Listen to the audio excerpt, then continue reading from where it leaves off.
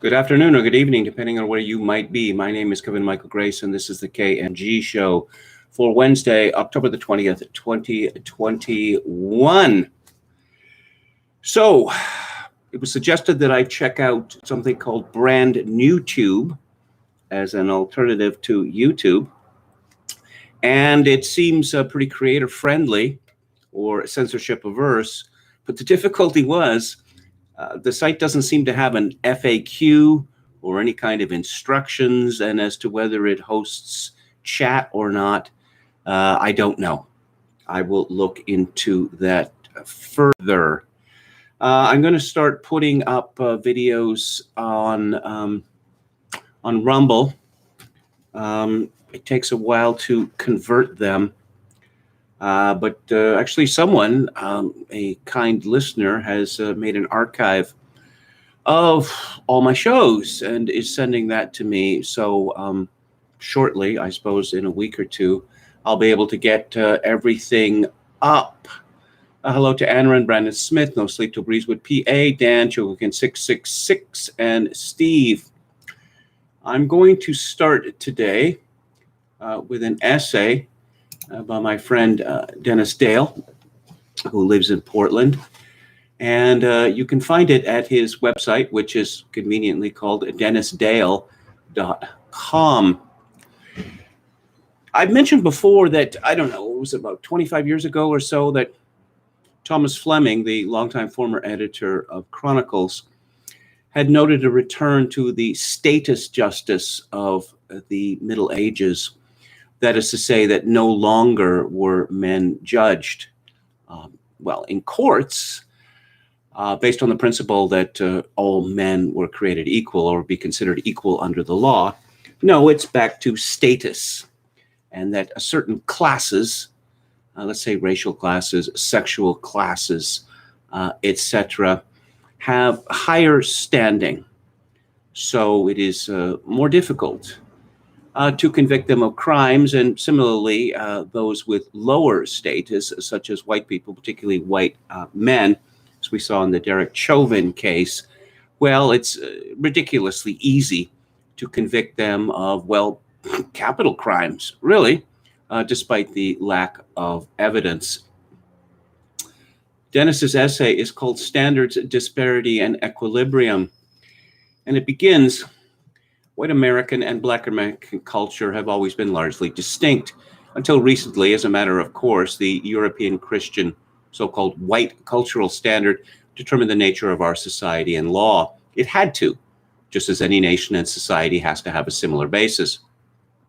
I'll just jump in to say that this is largely it's one of the arguments of Roger Scruton's The West and the Rest, which I'm going to be discussing on the book club on Friday.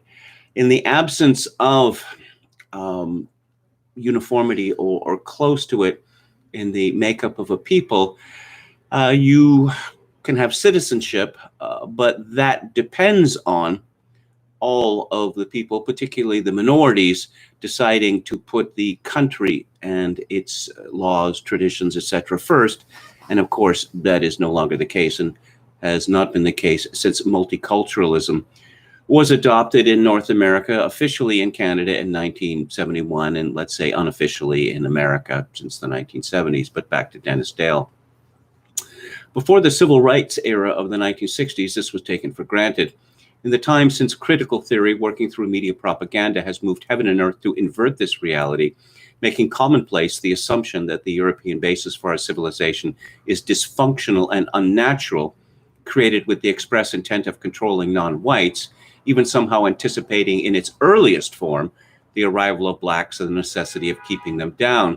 Black criminality and mediocrity are cited as proof of the dysfunctional nature of our society, not, God forbid, the dysfunctional nature of Black American society. Critical race and associated theory operate by identifying the white European origins of what is normative in our society and casting them as unnatural transgressions against a universalist order with no basis in ethnicity or reality, something that has never existed anywhere, and the appeal of which is hard to see if you're not invested in the destruction of this particular society and order. This model, assuming a vague lost Eden to which will naturally default once the unnatural order of white supremacy is removed, somehow as durable as it is unnatural, applies throughout progressive theory. Feminism, for instance, proceeds as if patriarchy was a trick the men pulled at some point, upsetting the natural non patriarchal order to which feminism seeks to return us, never finally, for that would end the game, but over and over. Yet, just as America would not exist without its European origins, society would not exist if pre civilizational tribes had attempted equality between men and women, ignoring the demands of pregnancy and child rearing in pre technological society. Men, having created the modern world, relieving women of the demands of reproduction that nature saddled them with, are now being thrown under the bus for their trouble. Feminist theory exists in large part to obscure the reality of male invention freeing women from drudgery. Feminism also has its attendant mythology of lost matriarchal civilizations, even finding presumed matriarchies in the animal kingdom. Ethnic theory likewise spins tales of the hidden contributions of minorities and of great non-white civilization, Wakanda. Likewise, white Europeans, having created the modern world, are now to be thrown under the historical bus. They are inconvenient to the narrative, and their achievements are an affront. The difference between black and white culture has always been the true source of the racial disparity and incarceration, as undeniable now as it is unmentionable. Like the definition of family, also distinct between white and black, a culture's definition of the criminal is essential. A savage beating, taken as a serious violent crime in all but the most degenerated white communities, is nearly routine in the black hood. The disparity in violent crime rates must, in fact, under-reflect the disparity in violent behavior between white and black. Dennis Dale continues, the tension created by police enforcing white cultural norms in black environments has always been the ultimate source of black rage against police and the legal system. In addition to the stress of laboring under white standards of justice, it's seen as an insult. BLM and the movement to defund the police is from one angle the struggle for preeminence between white and black value systems and is producing two partly separate systems of justice, one white, one black, under the guise of eliminating police brutality. If the result was merely driving police and attendant white norms out of black neighborhoods, as is happening, it would be bad enough. But the fact is, we cannot segregate, even without the progressive left's determination to prevent it.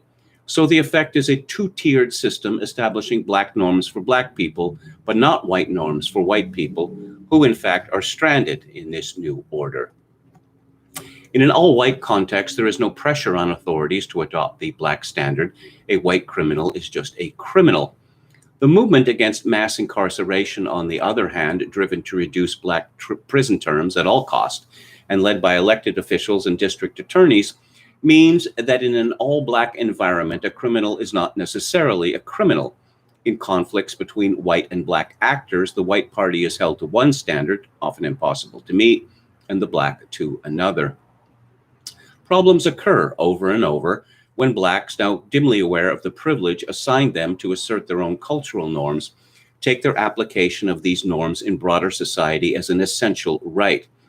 Overwhelmingly, issues of alleged police brutality involve black people who simply refuse to comply with white standards of decency and submit to arrest.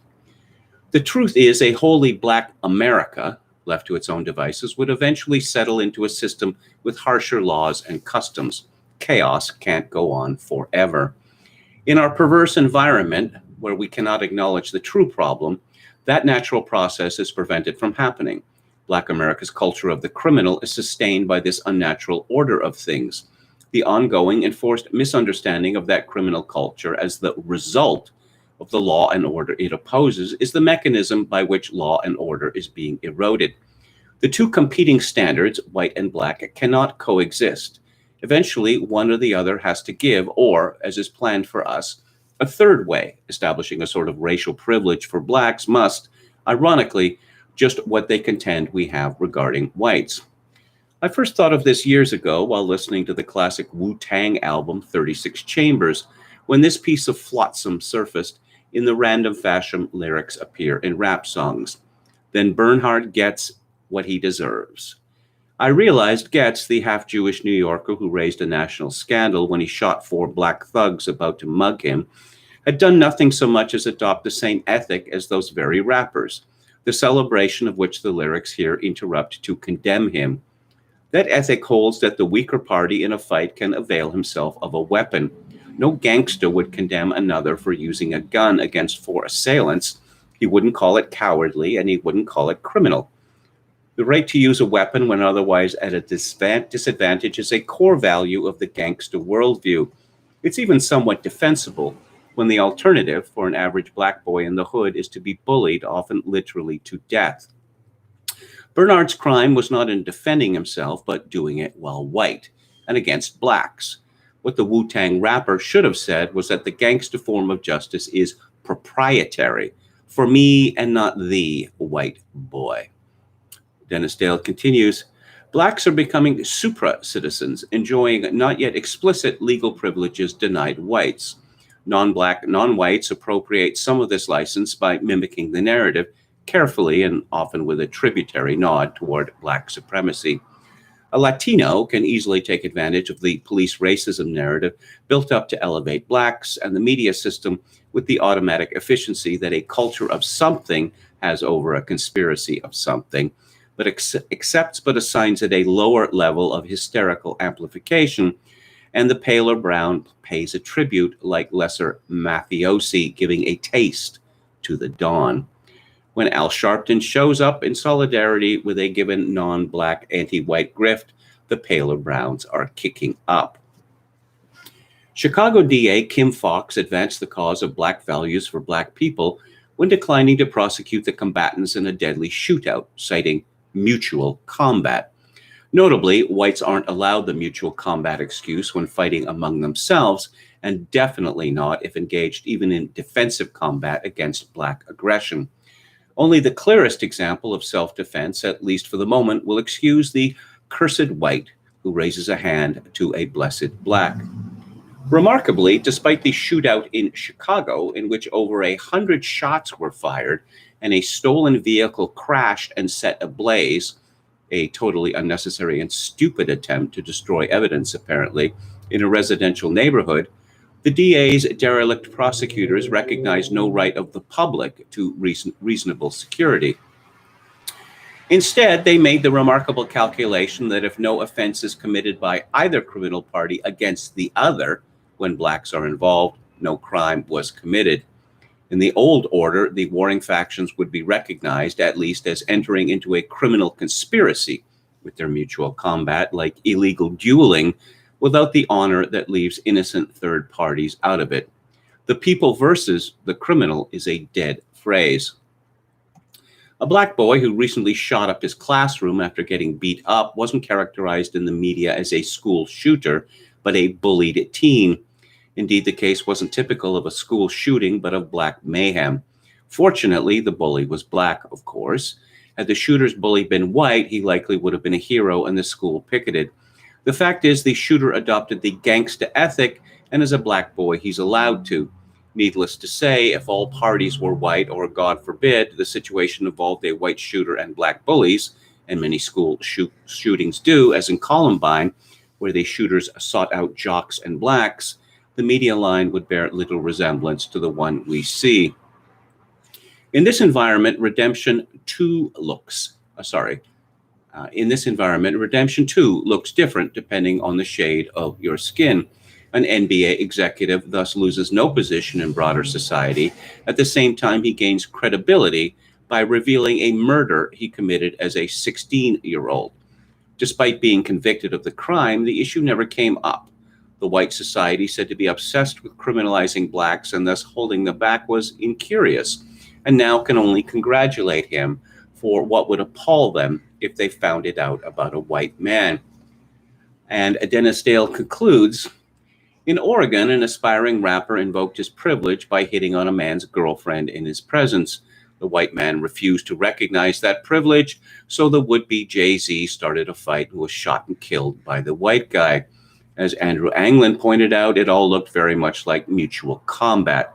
The local district attorney, sensing opportunity, has decided to feature it as white supremacy, citing the long history of lynching black men for interest in white women. But mutual combat, difficult enough for whites engaging with aggressive, tougher, and more reckless blacks, is not legally possible for white people. We are to be caught between a rock and a hard place. Into this wonderful future we go.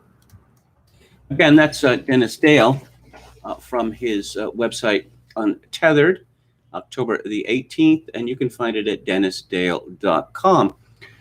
It seems in this shooting of the bully shooting at the school where a teacher was wounded, that the offended party, the shooter, was a drug dealer. If this is the case, it would explain some of the mysteries of the case. For instance, how did this young man, from what appears to be a poor family, afford to go to a private school for most of his high school years? How did he afford a diamond earring in one of his ears? How did he afford a car, $35,000, $40,000 car? Yes, if he was a drug dealer, then it all falls into place.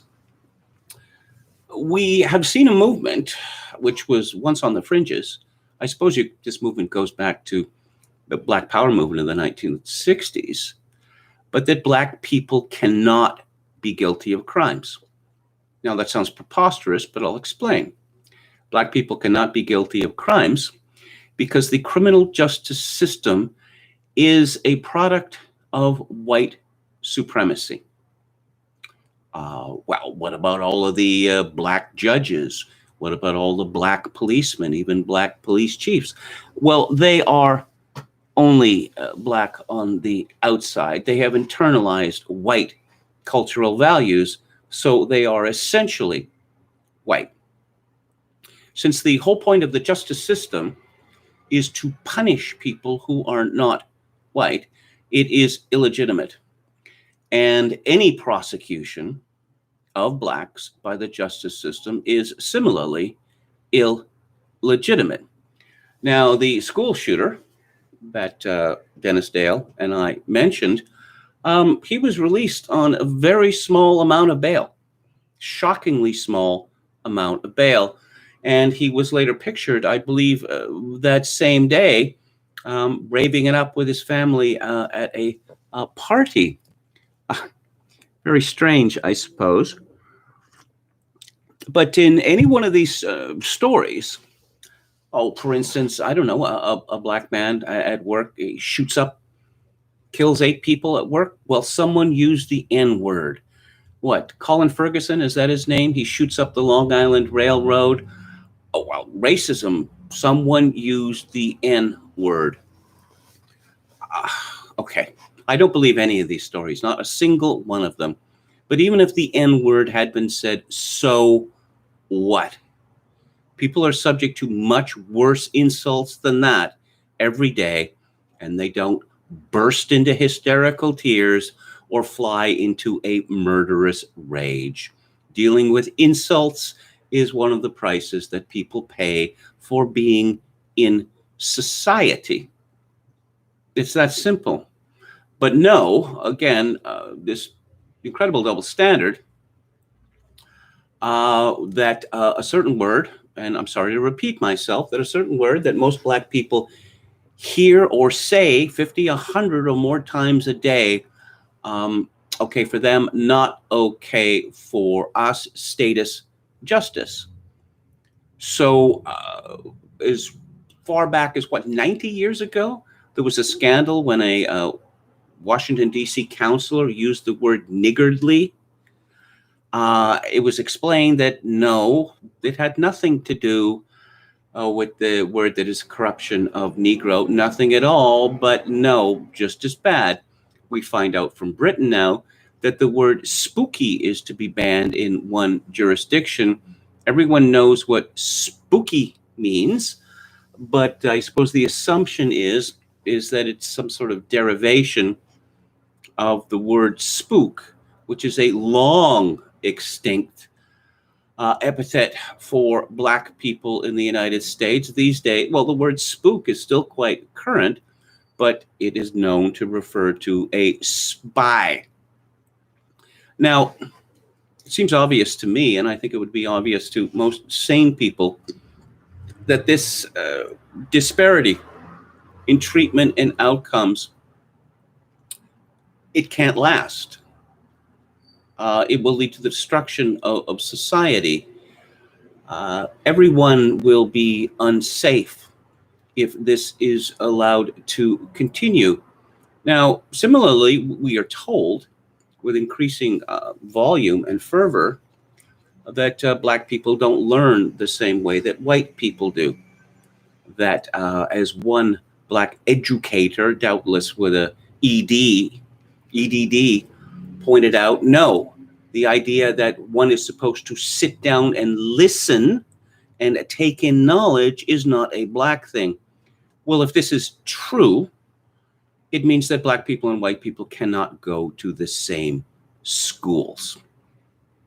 Now, what would the result of that be? I suspect that Black test scores would fall even further, which would be blamed on white people. But we see that in the United States, Black people, or perhaps just the elite, are increasingly calling for segregation, essentially segregation, because the very existence of white people in their vicinity is intolerable to them.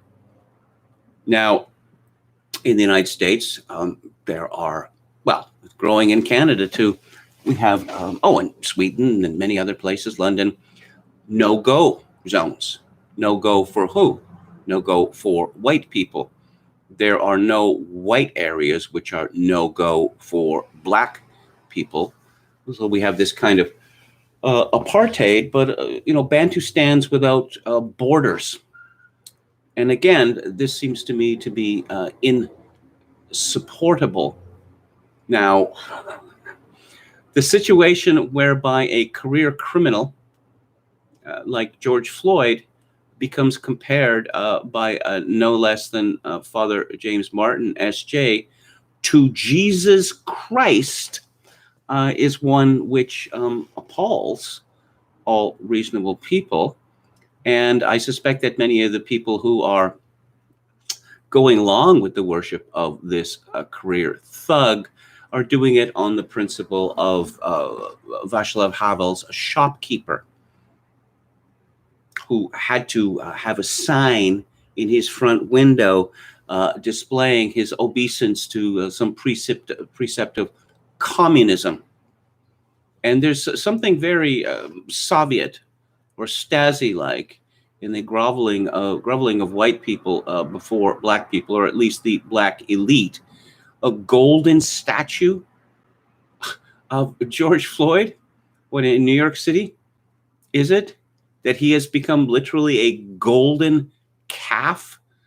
I'm not sure how many people these days recognize the reference to the golden calf. It refers to the false god that the Israelites worshipped, led by Aaron in Moses's absence. But as I say, if you look at the argument that there is something particularly American about mistreatment of Blacks because of slavery, well, that argument falls apart when one looks at situations in other places in the world. There was no slavery in Toronto or Montreal, or hardly any enough to count, but conditions there are roughly the same as they are in any American city. The bad test scores, the low graduation rates, the much higher level of arrest for crimes and conviction of crimes, prison population, whatever you like, destruction of civilization in Black neighborhoods. This obtains in Toronto and Montreal, just as it obtains in London and in Paris. There wasn't any slavery in London. There wasn't any slavery in Paris. So what's the explanation for this? And I think that the explanation is the one that Dennis Dale has at the top of his essays. White American and Black American culture have always been largely distinct. And this is not simply an American question, it's a universal question. Of course, when one finds out that the leader of Black Lives Matter Toronto, who is a trans person who is romantically involved or perhaps married to one of the founders of Black Lives Matter, that this fellow claiming that it was blacks who built Toronto when there were no blacks in Toronto to speak of until the 1970s. It's very amusing, but the sad and distressing, perhaps dangerous point is that Black people in Toronto actually seem to believe this. Let's go to the chat. Okay. Hello to Emmett Kelly's Earth.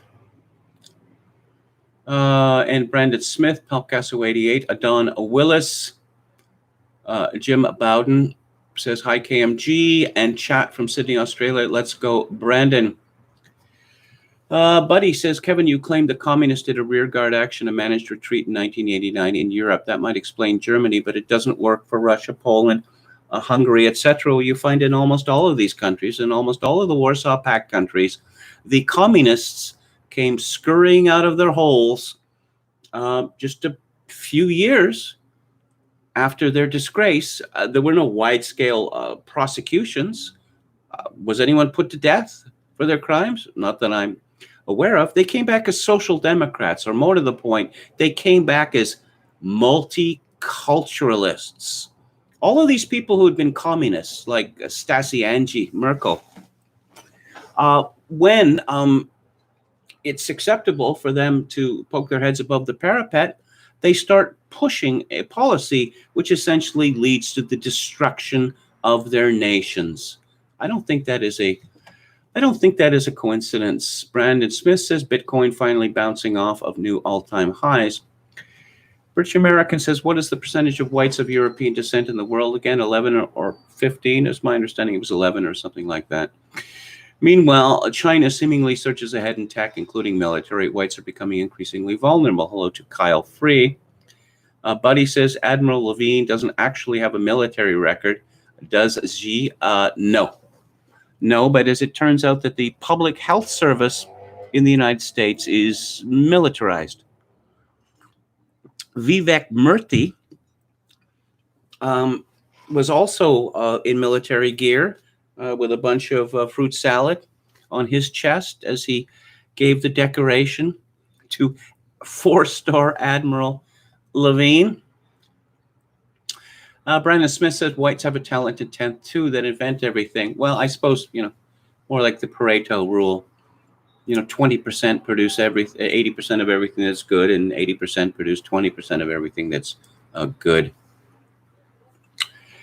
But he says the talented 10th are maybe the most sensitive to racial affronts. I think there's a lot of truth in that. True Greenbird says, weird to call rape interest. Kyle Free says, yes, Kevin, I too am upset that I can't say the N-word, LOL. Well, it's not a word that, there were no blacks where I grew up. None. Zero. Newt. Nada. And so it wasn't likely to come up, but it's, I grew up in a rather shabby, genteel family, lower middle class, the most despised class. And I was taught very forcefully to never use that word. And I've never had any particular desire to, but I found myself, if people want to go through my literature, from years back, they will find me quoting the word in full in reference to some sort of controversy. And of course, it's not acceptable, even if one puts quotation marks around it, as Wendy Mesley, formerly of the CBC, found to her cost when she was discussing a best-selling book in Quebec and the rest of Canada by Pierre Valliere, called White N-Words of America, which was making the argument that the Quebecois are like Negroes. You can see this book came out in 1969 or 1970. That they could, a member of the FLQ feels the need to argue, not in favor of the glories of his people, but no, we're like Negroes. So, you have to give us what we want. Respectable Commenting Name says that's still not as ridiculous as the kerfuffle over the term black hole used in reference to resources and I think paperwork disappearing inside with no chance of escape. Enron says, I think Kevin exaggerates how often blacks hear and use that word. I don't really think that guy exaggerate. I'm sure the church ladies, they're horrified by that word, by blacks using that word, and they would never use it, and they would probably make a fuss. But it seems to me that the old style church lady is dying out pretty quickly, and I don't think there's not going to be many of those old school black church ladies left. They'll be all gone within a generation. Brennan Smith says, Spooky's days are numbered. Okay, who else do we have here? The left took over our language, says Don Willis, a masterstroke, you must admit. Yes. British American says white East Asian underclass is the opposite proportion to the black, i.e. 10%. Okay, this term BIPOC. Yeah, you have a bunch of Asians there. It's just an excuse not to use the word black because it's the blacks that have the power. The indigenous don't have the power. People of color. What does people of color mean anyway? It means nothing. It means people who are not black looking to draft after blacks. And, okay, do we have anyone new here? Mary Crow says, have you talked about the politician killed in England, Sir David Amos? Yes, I have several times. There have been quite a few articles, at least 3 articles in major press outlets in England expressing astonishment and anger over the fact that a Catholic priest showed up at the Methodist Church where Amos had been stabbed, and he went to give the last rites to Amos, and the police said, "Oi, you got a license for that?" No, and they said, "No, you can't, because you'd be disturbing a crime scene." A crime scene wherein how many dozen people saw this Somali stab Amos, what was it, 7 times? Something like that? No, disturbing the crime scene. And of course, this comes out of the O.J. Simpson trial. Oh, I don't know if a twig or something, a pine needle gets dropped on a crime scene. No, we got to throw the whole thing out. And the person's obviously innocent. I don't know if you remember the O.J. trial, that the coroner of Los Angeles spent 9 days on the stand. Just this ridiculous idea that a perfectly pristine crime scene is possible. But of course, a lot of things changed after OJ. And another time when I said "you people" with some associates in an attempt to convert them from the crazy way of thinking. Yes, I have found myself in this situation. In fact, once when I was being not interviewed, testifying before the Canadian Human Rights Tribunal, when the lawyer from B'nai B'rith says, "What do you mean by you people?" Or those people, it could have been. I said, though what I meant was the people who were arguing the points that I had made earlier. And Stasi Angie. Yes, again, whose Stasi records mysteriously went missing. The Jesuits have a black pope, says Brandon Smith. Murdoch Mysteries is appalling for that. Isn't this some CBC program set 100 years ago or so, which is full of vibrancy? vibrancy that didn't exist. You people got Ross Perot in big trouble. Something. Just notice how sharply KMG is dressed tonight. 5 stars, says Dan Ellison. Well, thank you. Okay. And hello to Red Sulfur. True Greenbird says it would be wise to use the words African American and European American and try to remove the racial connotations of the words black and white that are used in so many different ways. Well, African American is silly enough, but this phrase African Canadian has now become current in my country. And what do you mean by African Canadian? Do you mean the 34,400 black people who were in Canada in 1971? Do you mean the cohorts of immigration from the Caribbean since the 1970s? Or do you mean the more recent immigrants, of which there are quite a few now in Canada, from the continent of Africa? You know, when one uses the word black, people know actually what that means. And, okay. All right. True Greenberg disagrees. Well, it's better than using black and white. Let's talk about a nation that does not exist and a country which can barely said to be exist, which is my own country of Canada. Quebec is a nation as affirmed by the House of Commons.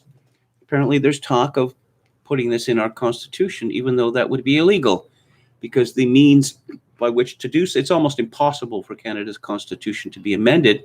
But no, we're just going to put it in there.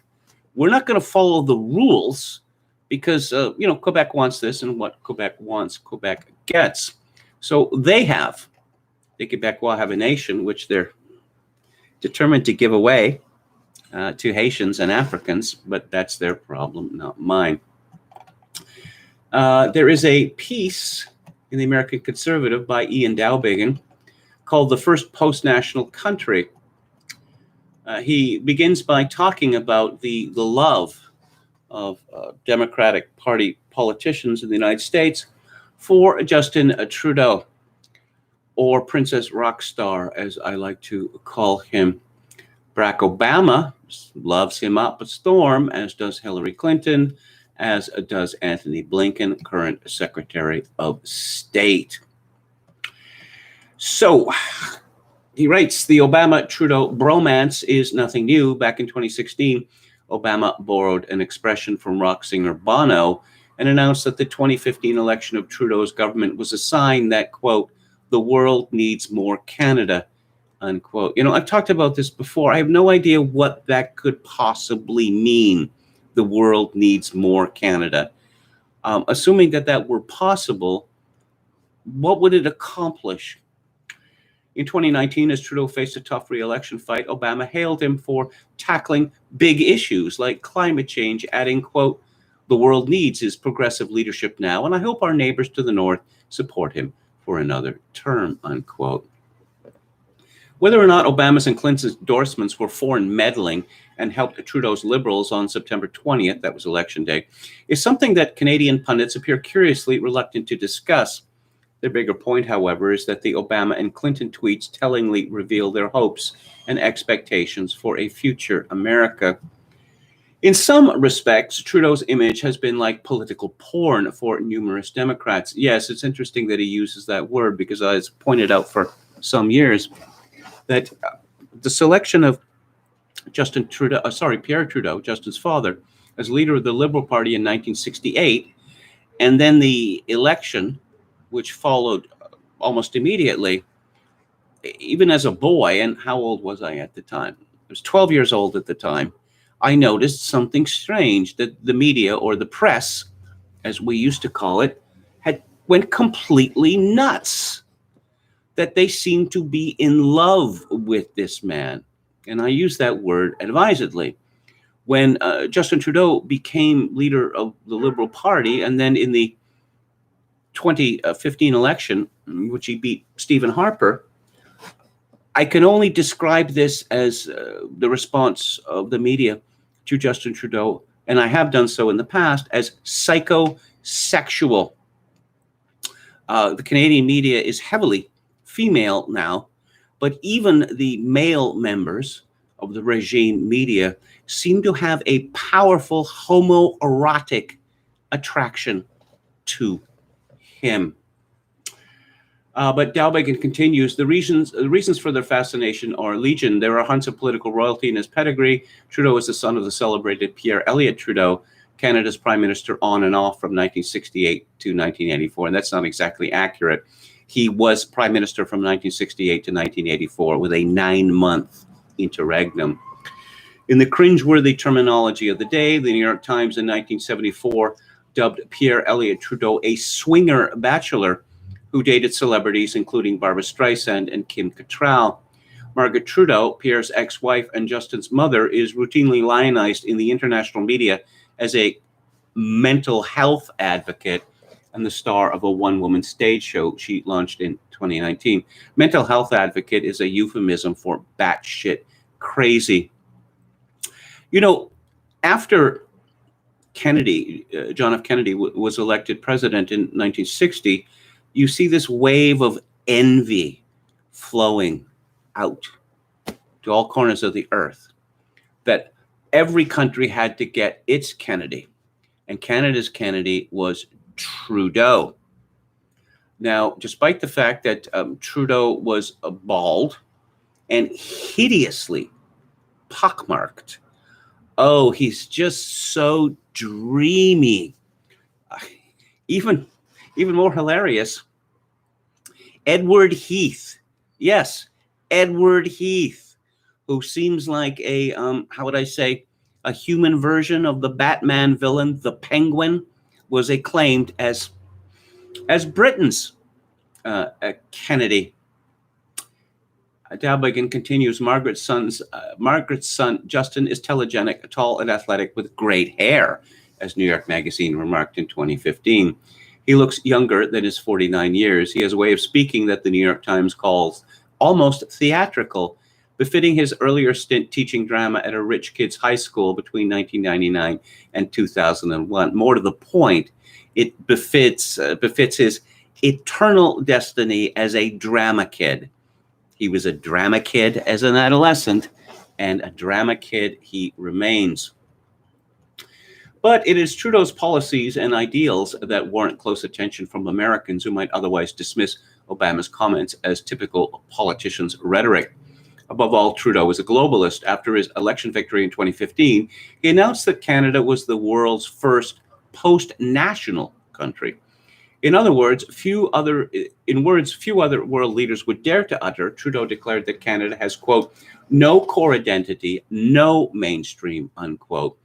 The New York Times breathlessly declared that Trudeau was poised to redefine what it means to be Canadian. Well, his father had said essentially the same thing in 1971 when he announced the official policy of multiculturalism, that there's no such thing as Canadian culture, he said. And it would be absurd, to imagine such a thing. Well, it wasn't absurd.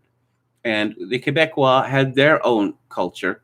At the time, though, Montreal was run by the Anglophones. It isn't anymore. We knew what Canadian culture was, although there were strong regional variations. And along comes Pierre Trudeau and says, this is nonsense, ash heap of history. And, well, now everyone believes it now. Can you imagine a time when Canadians thought that they actually had a culture?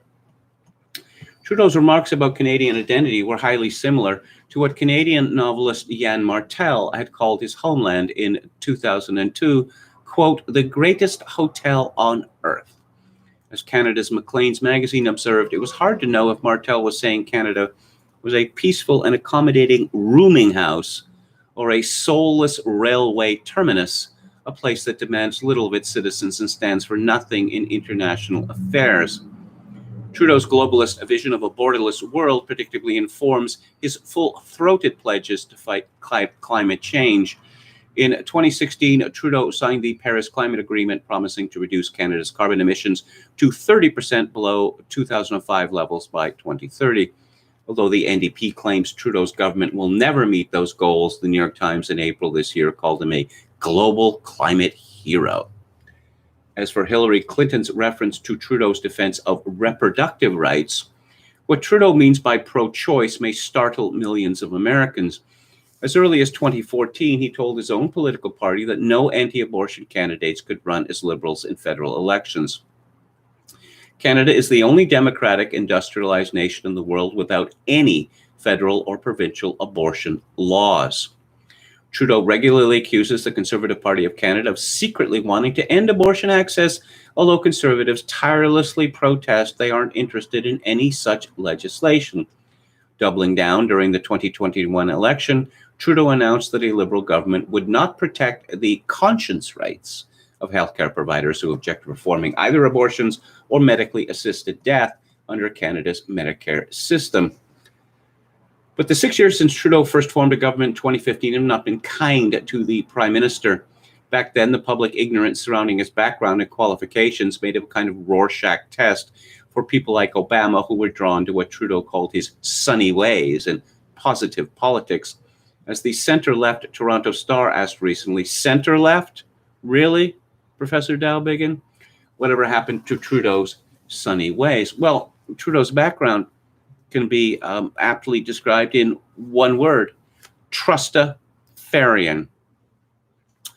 And he talks about some of the scandals that Trudeau has been involved in, and continues, the fading of Trudeau's personal star has coincided with troubling national trends that suggest the last thing the world needs is more Canada.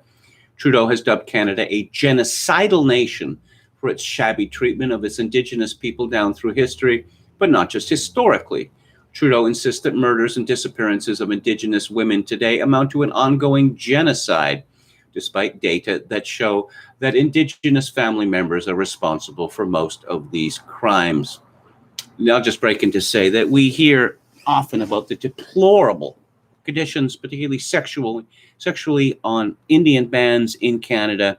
Nobody wants to talk about the outrageous levels of rape and, incestuous rape that obtain on Indian reserves. Probably one would be prosecuted if one did.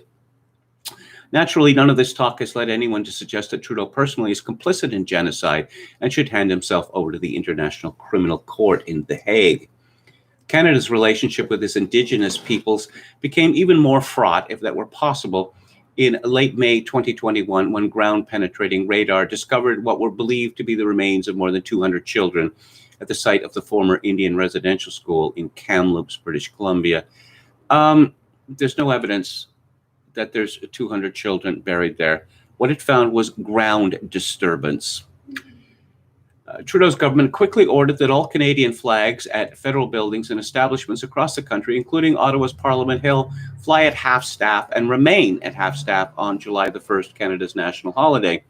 During the election campaign, Trudeau announced that the flags would stay at half-staff until Indigenous leaders agreed to raise them. As I have joked, Trudeau should just drop the pretense and raise the white flag of surrender.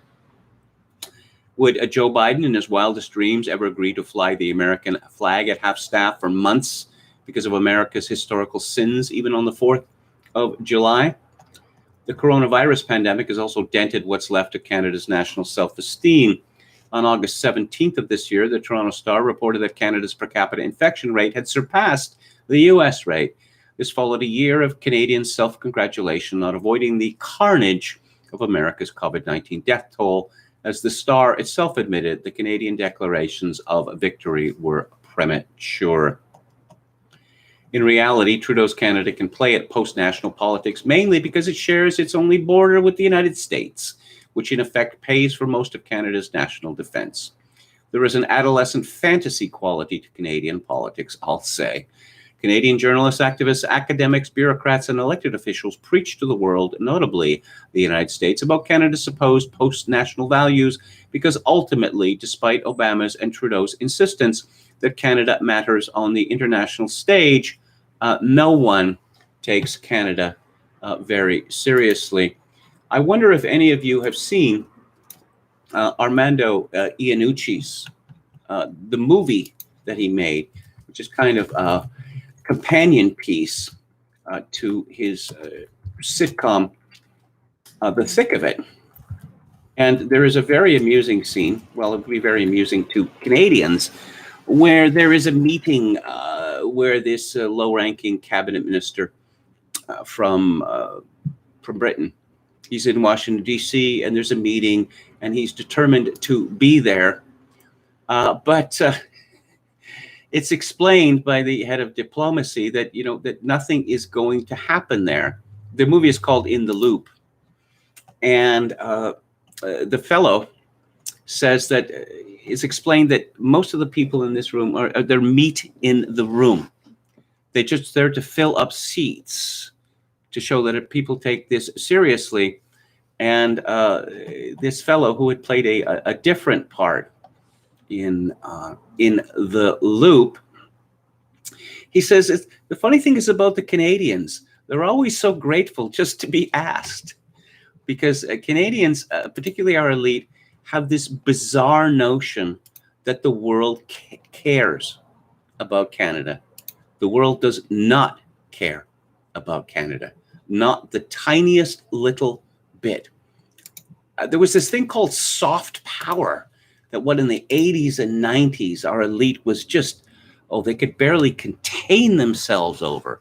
No, we don't have economic power and we don't have military power, but we have soft power, which means what? That the rest of the world is going to do what Canada wants it to because we're going to strike moral poses? No, it doesn't work that way. Dalbigan continues, Canada's peculiar holiday from history could be coming to an end. The country may be heading towards a Trump-like reckoning. Just as the Republican and Democratic establishments watched in dismay as Donald Trump exploded onto the political scene in 2016, the People's Party of Canada, formed in 2018 under the flamboyant leadership of former Conservative Cabinet Minister Maxime Bernier, increased its vote total from 300,000 in 2019 to 800,000 in 2021, though it failed to win a single riding.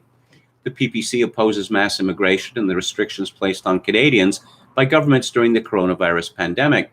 Predictably, this has prompted the Canadian Broadcasting Corporation to call the PPC extremist, exclusionary, and the equivalent of Hungary's and Poland's nationalist parties. But that's not the viewpoint of many Canadian voters who, disenchanted by the electoral results of the insipid, middle-of-the-road campaign run by the Conservative leader Erin O'Toole, may be more willing to park their votes in the next federal election with a political party that at least pulls no punches about the everyday issues that truly matter to most Canadians. And yes, it's worse than what Dalbigan says because, white supremacists, Nazis, white supremacists. If you support Maxime Bernier, even to the extent, just voting for him, then you're a white supremacist or a Nazi. I suppose this is tiresome, but one can take comfort that just as racism, the accusations of racism don't really count for much anymore, that soon enough accusations of white supremacy or white nationalism and the like won't count for much anymore either. So what's happening in my own city of Victoria, which is a very pleasant place to live, I must say, but the people who live in Victoria, there are exceptions. Overwhelmingly, the people who live in Victoria are the stupidest white people on earth. There is a story in True North, or TNC.news, by Cosmin Dzurza called Racism is a Color and the Color is White. A City of Victoria plan on how to make the municipality more welcoming claims that the COVID-19 pandemic increased white privilege, alongside other uncorroborated and controversial statements. The 16-page document titled Dream in Color, Victoria Welcoming City Strategy was created in collaboration with the City of Victoria, the Welcoming City Task Force, and Nukin Consulting. There is a link. I clicked on the link to the report and I searched it and found a link on my search engine. The report appears to have been removed from the internet. According to the executive summary, the strategy is a way to make Victoria more welcoming to all newcomers, which are defined as immigrants, refugees, international students, temporary foreign workers, and migrants. Contained throughout the document are several contentious claims meant to smear Canadians as racist and unwelcoming. Quote, the pandemic magnified inequalities, hostility, racism, discrimination, prejudice, oppression, and white privilege, unquote. I noticed there's been a substantial increase in immigration to Victoria recently. And I noticed there are now a large number of Africans in Victoria, whereas previously there were none. When I moved to Victoria 20 years ago, I would estimate that the number of Black people in the city was 0.1%, but probably less. It's now significant. It seems pretty obvious to me that the federal government snuck these African immigrants into Victoria under cover of the pandemic hysteria. Additionally, the Black Lives Matter movement is cited as inspiring anti-police sentiment in the city. Our proximity to the United States, like most of Canada, and the death of George Floyd at the hands of, death, I don't know why I said dearth, Freudian slip, at the hands of police officers sparked the BLM movement, which spread like a wildfire and quickly escalated anti-police sentiment and public calls to defund the police and address access without fear, claims the report. Also included in a what we heard section of the strategy is an unidentified quote which claims racism is a color and the color is white. Well, yes.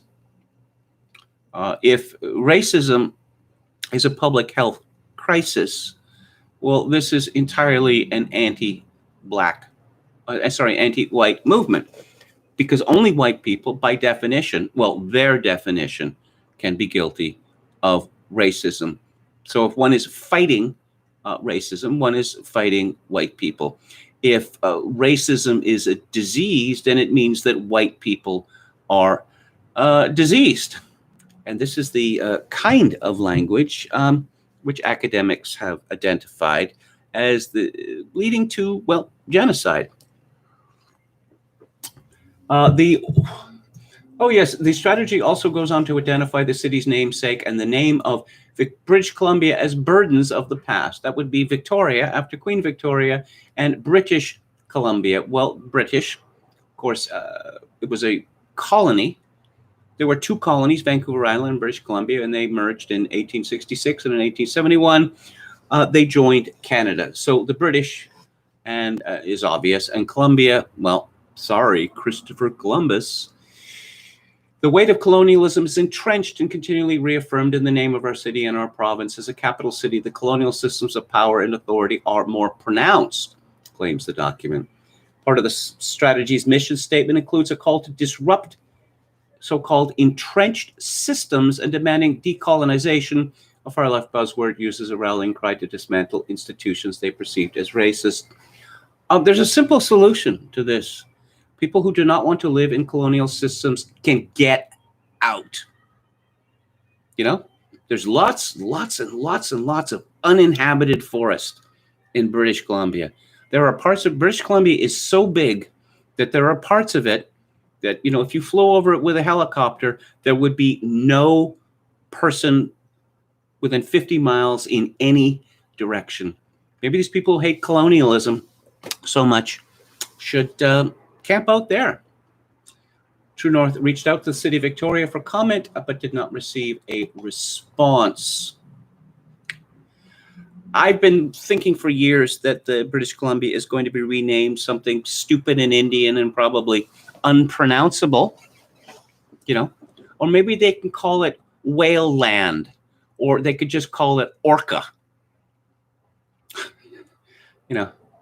like the Vancouver Canucks. Ooh, it's an orca. We all love orcas, right? Whales are our superiors. Let's go back to the chat here. Hello to Dennis Dale. How you doing? Oh, thank you for that fine essay. White Pale for Everyone, a branch COV. Indianism actually gave us superpowers. I don't understand that. Call it my orca, says Brandon Smith. Cost of living in Iran is pretty low and there's no BLM, says Red Sulfur. The U.S. would have already collapsed like South Africa if not for what, says Red Sulfur. Of course, I'm going from the bottom up. When KMG references the 34K blacks in 1971, probably more than 50% of those, maybe an even higher proportion, were Nova Scotians. This is exactly true. Red Sulfur says if abortion didn't exist in the U.S., there would be zillions more blacks to deal with. I hate abortion, and this argument made by some people on the right that, oh, we should cheer abortion because it kills black babies. I find it repugnant in the extreme. But look, let's look at it this way. Multiculturalism is a universal solvent. When one group does something, all the other groups think, well, there were strictures against this, legal strictures, social strictures against this. Well, clearly they don't exist anymore. That blacks have, they have sought out abortion more than whites have, but abortion breeds abortion. And of course, white babies are evil. We don't want any more white people in the world. Oh, you should have one at best and preferably, or one at worst, preferably none. And of course, one of the reasons why white people are not having children, there's economic reasons, scale, selfishness, but because of a belief that our days are numbered and that we are going to disappear from the world. Metal Mike says conservatives throw little scraps to pro-lifers sometimes, like when Harper refused to provide abortion funding to the third world. Yeah, well, they're not going to do that anymore. I don't know why Stephen Harper was ever considered to be a social conservative. He is a flat-out libertarian, and he clearly doesn't care about social issues. He's only interested in economic issues, well, and Israel. I suppose there was the conservative attempt to switch Jews, the political allegiance of Jews from the liberals to the conservatives. It's worked, just as it has in Britain.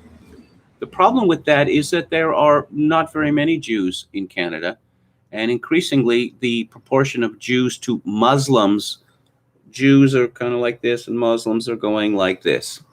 And if you're going to appeal to Jews, well, specifically to Jews, as the Conservative Party now does, you're going to alienate Muslim, well, and other voters as well. Because despite what Canada's and America's political elite believes, such tremendous levels of anti-Semitism in Canada and the United States. Are you kidding? Are you kidding me? Why don't you try the rest of the world? And, why don't you speak to various racial minorities in Canada and ask them what they think of Jews? Jews have prospered in Canada, in the United States, directly because of they have benefited from the protection of Christians. To the extent that Canada and the United States are no longer Christian, that these protections afforded to the Jews will wither away. Emmett Kelly-Zer says it reminds me of the JFK administration's meddling in the election of '63 between Pearson and Diefenbaker. JFK, for some reason, hated John Diefenbaker's guts. And yes, Michael Jackson reminded me how much black and white matters since he was a bit of both, says Brent Smith. Yeah. Sheryl Crow used to sing, before she became famous, used to sing a backup for Michael Jackson on his tours. And after she became famous, I suppose after his record, I read an interview where people were eager to ask her about her experience with Michael Jackson. And one of the reporters said he must have been British, because, no American reporter would ask this question. Asked, is his nose held on with magnets? And Sheryl Crow said, no comment. Susan Rice is our president, says Don Willis. Yes, I know a lot of people believe this. She's married to a Canadian, a white Canadian, named Ian, which is a very Canadian name indeed. Okay. And Texas feral hog, totem Poland. I don't know. I don't know what that. Maybe they should just rename BC to China, says Metal Mike. Yes, always cutting to the point. Let's talk about Poland. This is Ross Ibbotson in the Daily Mail. Polish PM lashes out at blackmailing EU chief Ursula von der Leyen after she vowed to punish his country in a rule of law dispute following months of bitter division between Bloc and Warsaw over alphabet people rights and judicial reforms. The Polish Prime Minister told von der Leyen, "We will not be blackmailed," after the EC Commission chief vowed to punish his country for challenging the supremacy of EU law. Von der Leyen today told a stormy meeting of the European Parliament in Strasbourg that the Commission had a three-pronged attack if Poland fails to fall into line: legal challenge, sanctions, and stripping it of membership rights. She warned, "We cannot and will not allow our common values to be put at risk." Well, the worship of all things alphabet people is not a value common to Poland. It does not appear to be a value common to Hungary, and is almost certainly not a value common to Slovakia. There could be other examples. The Polish Prime Minister Mateusz Morawiecki last night wrote a letter accusing the EU of starving and punishing his country by withholding COVID relief money after Warsaw ruled that its constitution took precedence over European law. He warned against a dangerous phenomenon that threatens the future of our union. Facing von der Leyen in Parliament today, he vowed that Parliament would not bow to European centralism and said it is unacceptable to talk about financial penalties. The PM's robust speech prompted a cacophony of outrage to break out across the benches, while Polish ministers stood up to applaud after he finished. Well, you know, the Soviet Union tried to extirpate Poland, and it failed. And Germany tried to extirpate Poland, and it failed. And the British Foreign Office for decades tried to extirpate Poland, and it failed. And pray God that the EU will fail as well. And let's get back to Joseph Tainter, because collapse, very much in the news. This is his book, The Collapse of Complex Societies, from 1988. So we're talking about reasons for collapse, and under the theme New Resources. This theme, decidedly a minority view, presents a reversal of the resource depletion theory. Here the suggestion is that new bountiful resources lead to collapse. This argument derives squarely from the integration school, which sees complexity as a response to stress conditions, including resource inequities. When such inequities are alleviated, the need for ranking and social control may break down, leading to collapse to a lower level of complexity. A variation on this is presented by Martin, who argues that South American foragers dropped in complexity following the depopulation attendant upon European contact. Although Martin is vague about causal mechanisms, one route could be alleviation of pressure on resources, leading to the situation Harner envisions. Jelinek argues similarly that along the Pecos River in New Mexico, sedentary horticultural villages were abandoned for mobile bison hunting when increased moisture between 1250 and 1350 AD led to the spread of grasslands and increased local availability of bison. Child and Needham follow a variant explanation. Child suggested that with the introduction of iron, cheaper and easier to acquire than bronze, peasants and barbarians could obtain weapons that allowed them to challenge the armies of civilized states. The Mycenaean and Hittite collapses accordingly followed.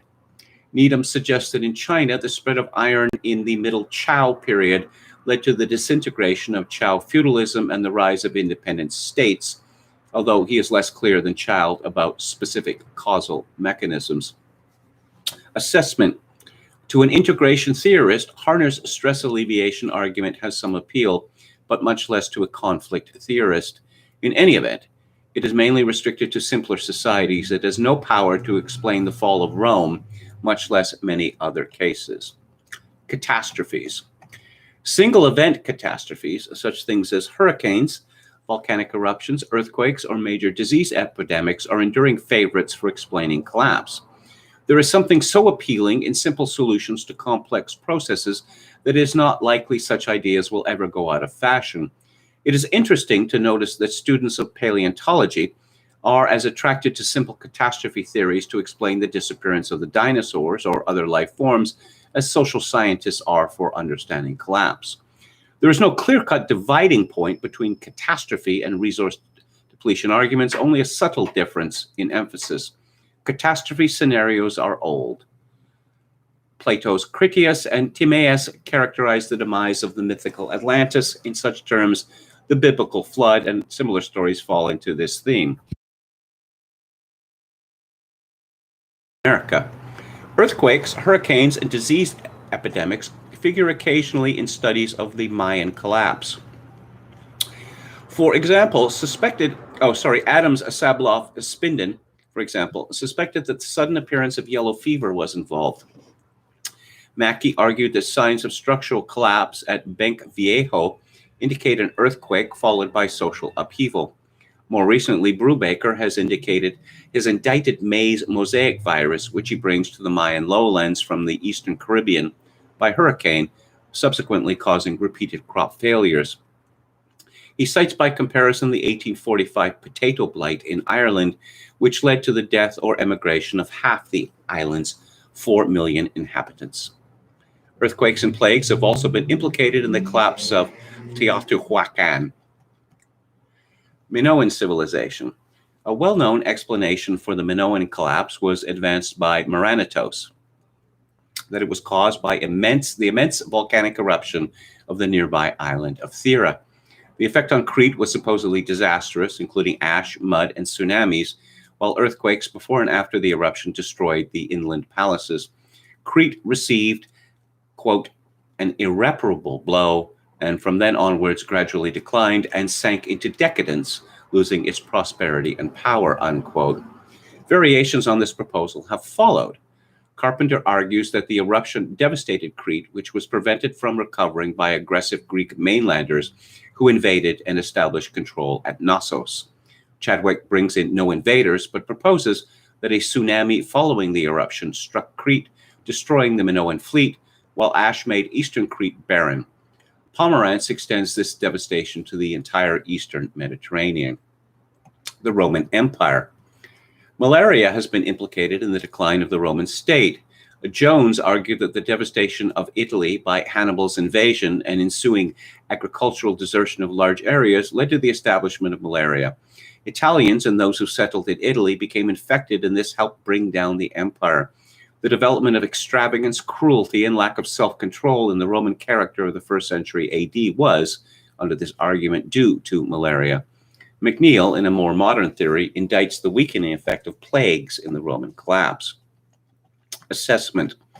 As obvious and favored as catastrophe scenarios are, they are among the weakest explanations of collapse. The fundamental problem is that complex societies routinely withstand catastrophes without collapsing. Thus, catastrophe arguments present an incomplete causal chain. The basic assumption, rarely explicated, must be that the catastrophes in question somehow exceeded the abilities of the societies to absorb and recover from disaster. At this point, some of the criticisms raised in regard to the resource depletion argument become pertinent. If the assumption is correct, then the interesting factor is no longer the catastrophe, but the society.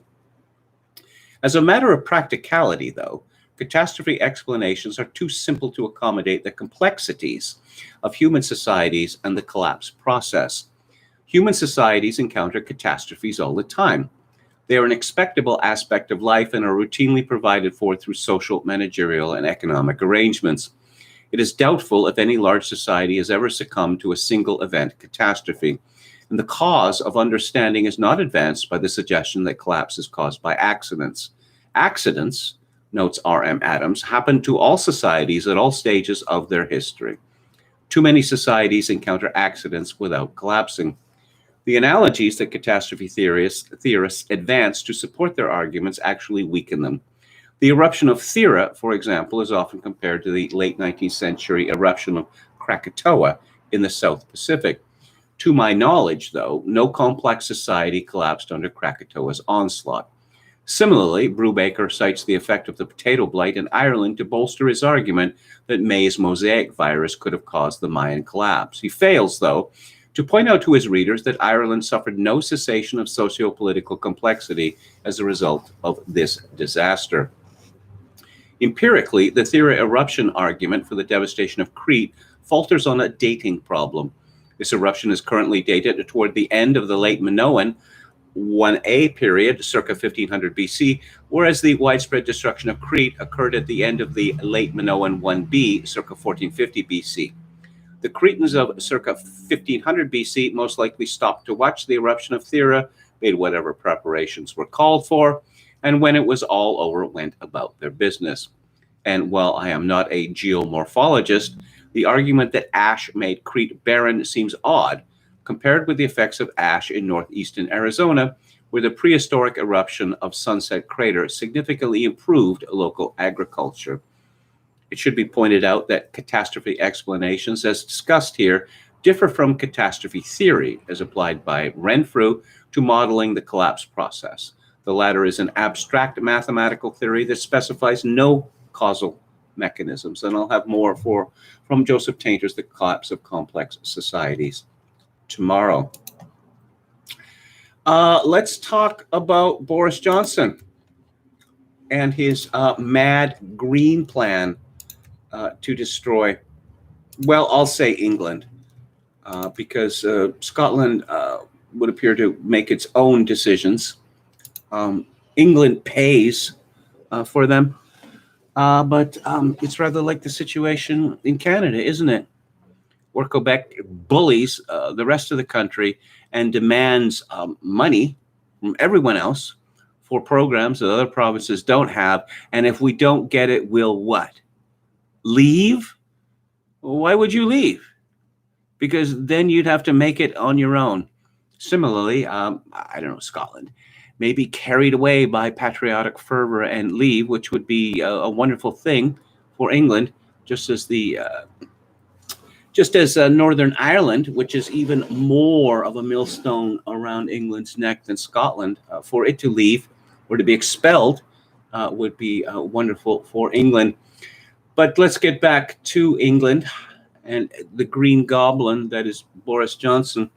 This is from Jason Groves and Claire Ellicott for the Mail. How Boris's £1 trillion green dream could hit you. Britons face more taxes, a 50% hike on their heating bills, paying £10,000 or more for a heat pump, up to £9,000 a wall for insulation, and owners of inefficient homes may struggle to get a mortgage. Boris Johnson gambled on turning Britain green despite fears the bill couldn't hit more than £1 trillion. Unveiling a new net zero strategy, he said Britain would lead the charge against climate change. Yes, Boris Johnson is another one of the fearless warriors against mankind's eternal enemy, carbon. I suppose younger listeners of this live stream, they grew up in an educational milieu where carbon was routinely referred to as a villain, mankind's greatest villain. Of course, I am somewhat older, considerably older, I suppose, than most of the people who listen to this. And what I was taught in school was that carbon was the sine qua non of life on Earth. You know, an essential building block. But no. Everything has been turned upside down. Everything we thought we knew was true is no longer true. And let's see. The cost of Boris's green dream. New taxes such as road pricing. Heat pumps. So there's a lot of controversy about heat pumps, whether these things are a good thing or a bad thing. Government needs $60 billion a year to hit carbon targets. Treasury faces losing $30 billion a year. Fuel duty revenue, £620 million to drive sales of electric vehicles. Official plans to replace traditional gas boilers with heat pumps came under fire as critics said a £5,000 grant for homeowners to install air-to-ground heat pumps are little more than a middle-class bung for people who are going to switch to the technology anyway.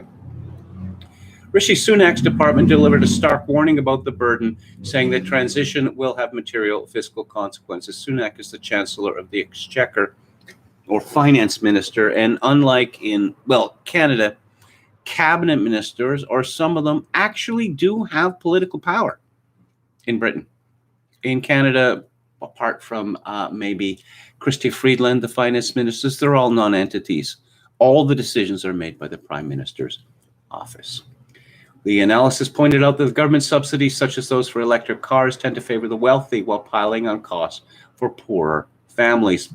They said the bill for improving insulation varies massively between properties, from a few £100 to nearly £8,500 for non-standard dwellings. Of course, there is no evidence that this green energy will work at scale. None whatsoever. And of course, during the transition to a new energy regime, which may or may not work, the one we have does work, there will need to be parallel.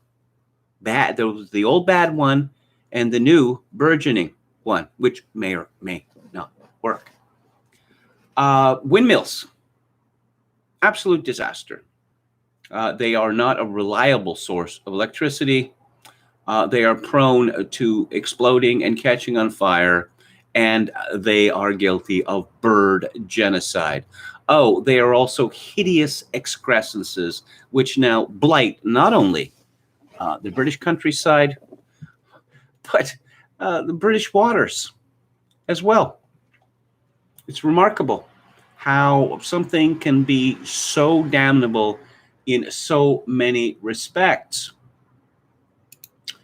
Of course, it's rumored that Boris's lovely wife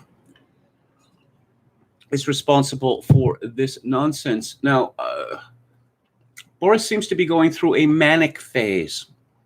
This is from James Tapsfield at the Daily Mail. Boris Johnson vowed to make Britain the Qatar of hydrogen today.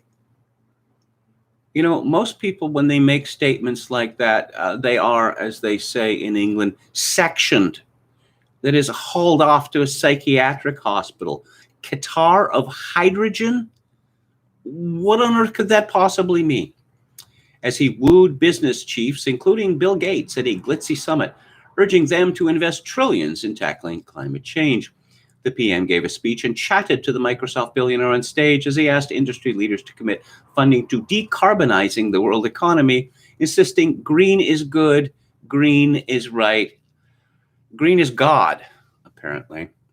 He said the UK had a responsibility to act on cutting emissions, as we were the first to knit the deadly tea cozy of CO2. The deadly tea cozy of CO2. Pointing to the big bets the government is making on electric vehicles and gigafactories for battery production. Johnson also played down concerns that the looming COP26 summit in Glasgow will be a failure, saying he is hoping for a good turnout of world leaders despite expected snubs from China and Russia. Yeah, how about that? If China and India do not get on board this ridiculous green revolution, none of these targets are going to be met. And China has decided, for some reason, that it's not going to destroy its economy chasing after a chimera. How about that? Let's see.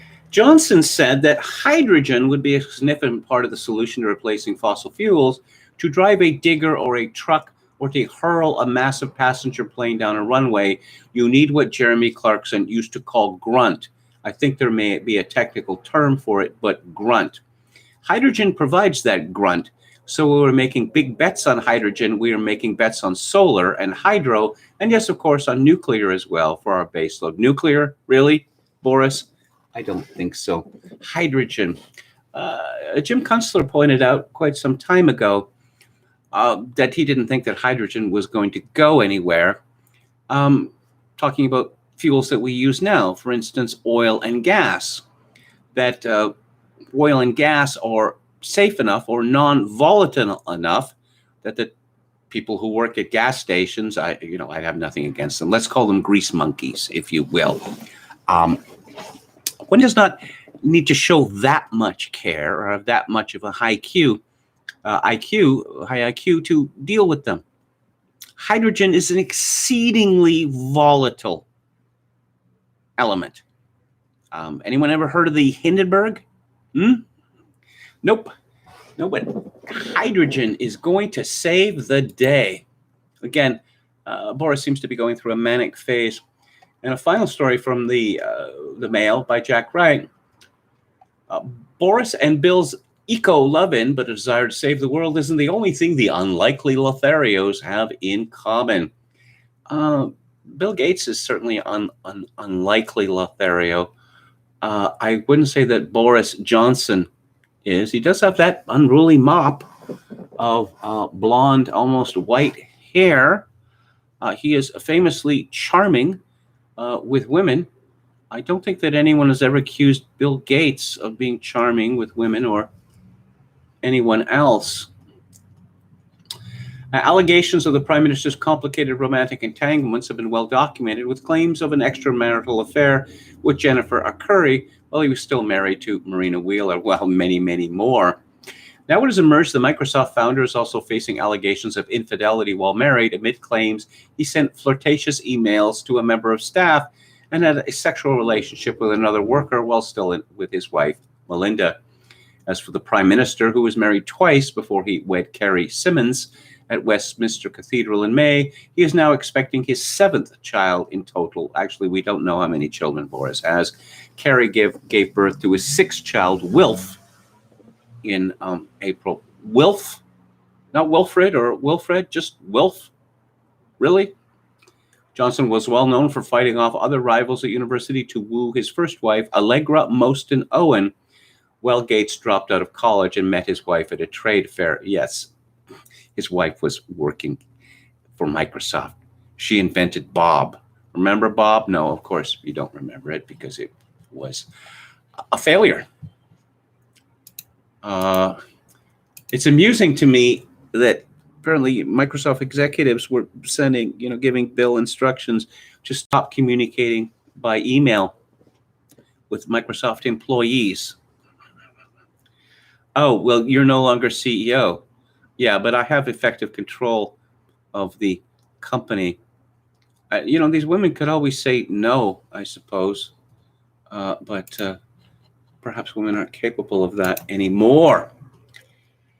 Okay, let's have a roundup of that subject. This is from the post-millennial Libby Emmons. CDC Director Rochelle Walensky spoke at a briefing Wednesday in light of the coming push to get children under 11 vaccinated against COVID-19, saying that these children will still be required to wear face masks in schools. Okay, there's only 2 possible explanations for this. One, Walensky does not believe that the mRNA therapy is efficacious in stopping jabbed people from spreading COVID-19, or she's a sadist. I mean, you decide. There are no other possible explanations for this. This is from Paul Joseph Watson at Summit News. In an attempt to amplify calls for more lockdown measures, a CNBC erroneously reported that COVID hospitalizations in England have been steadily increasing since restrictions were lifted, when in fact the opposite is true. The article, written by Holly Elliott, attempts to blame people who don't wear masks for a sustained spike in COVID hospitalizations. Elliott claimed, quote, hospitalizations and deaths have been steadily increasing since the summer, when COVID restrictions in England were lifted on July 19th, unquote. It's not true. As economist Andrew Lilico illustrates with official public health data, hospitalizations since July the 19th have flatlined, if not gradually reduced. Don't expect CNBC's article to get fact-checked by anyone, though, given that it seeks to bolster the official narrative. And the Jerusalem Post asks an interesting question. This is from Mayan Jaffe Hoffman. If the chickenpox vaccine lasts 20 years, why not the COVID-19 shot? Well, that's not a question that we're supposed to ask. A bright spot amidst the gloom. This is from Betsy Ladyschutz at the Daily Mail. Cigarette sales during the COVID-19 pandemic were 14% higher than expected, study finds. The increase translated to 0.34 additional packs a day for each American adult. Cigarette sales had been in long-term decline prior to 2020, but COVID appeared to pause this decline. I've argued for years that if politicians wanted to lower the temperature, as it were, have fewer people who hate them and think violent thoughts about them, one of the things they could do would be to cut cigarette taxes such that cigarettes cost half as much as they do now. Similarly, they could eliminate the bans on smoking in so-called public areas. Cigarette smoking calms people down. And of course, I am not allowed to eat in so-called public areas, even on patios, defined as a public area, an indoor area. And so people leave and they walk around and they go to some waste ground and they smoke, which greatly irritates people, because when one looks at the rather unconscionable prices one pays for a pint of beer in such establishments, I'm treated as some miscreant. I have to leave and hope that no one steals my things or, steals my drink or my friend's drink. But anyway, that's my modest proposal for making society a little happier. In Canada, of course, Parliament imposes mandatory vaccination rule on most MPs. Oh, yes, no religious exemptions allowed in Canada. The Board of Internal Economy, Parliament's governing body responsible for administrative rules, announced the requirement today. The Board of Internal Economy is a cabal of, I believe, 6 people, which works in secret. This isn't something that the House of Commons voted on, because, that's not the Canadian way. Yes, let's look at Chicago here. Mayor Beetlejuice hopes that officers will not ruin their careers over vaccine reporting order. This is a story from a WBBM News Radio. Union leaders have said nearly 1/3 of Chicago police officers have refused to report their vaccination status, risking losing their police powers. But Mayor Beetlejuice downplayed the numbers and claimed only a small number have done so, and in response been placed on a no-pay status, and disciplinary process will proceed from there. I saw that apparently a judge ruled that the head of the Chicago Police Union had to shut up about this. My word, these judges are certainly getting big for their boots, are they not? And I guess they're planning to really hit the coppers where it hurts the most. This is from Ace of Spades. The Chicago Police Department's top cop has threatened to deny retirement benefits to those who choose to retire from the job rather than comply with the city's COVID-19 vaccination policy, according to local reports. Chicago Police Superintendent David O. Brown said that those officers who do choose to retire rather than follow City Hall's orders, quote, may be denied retirement credentials, unquote, the Chicago Tribune reported. is this really such a good idea for the city of Chicago to piss off, well, to put it mildly, thousands of, well, mostly men who have guns and know how to use them? Oh, yes, you're looking forward to that retirement. It's not only, we're gonna make you lose your job, and now we're gonna take away your pension.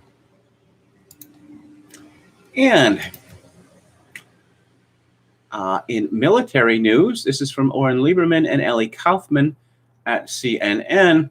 The Pentagon has laid out its enforcement and punishment procedures for its civilian COVID-19 vaccine mandate with just over a month to go until the deadline. The guidance, which was circulated Monday, says civilian employees who refuse to be vaccinated will face an escalating series of punishments, including, wait for it, 5 days of education and counseling, 14 days of unpaid suspension, and finally, termination for failing to follow a direct order. And I'm going to be talking about Ireland. And this fellow whose name is Alex, I'm not going to mention his last name because I don't want to get into, I don't want to be, banned. I am moving off YouTube. Just a question of the alternative.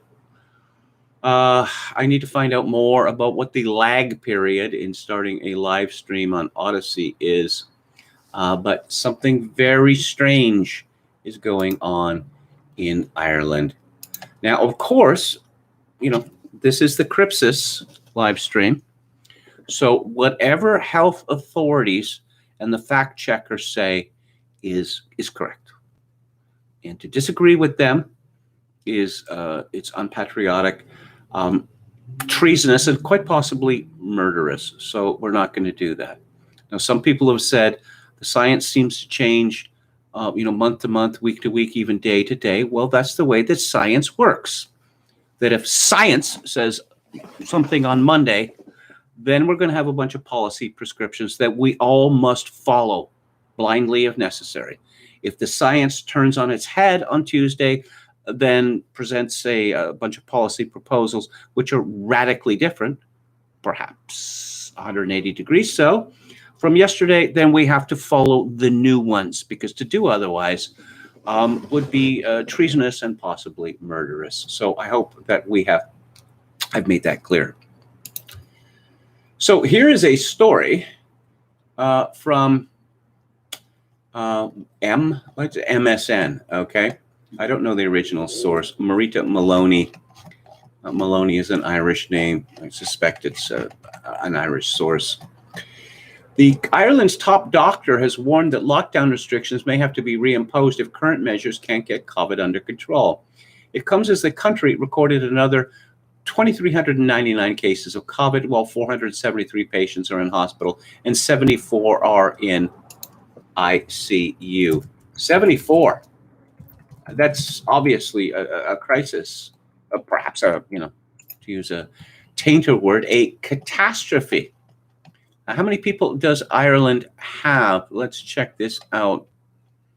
What does Wikipedia tell? Come on. 6.6 million people.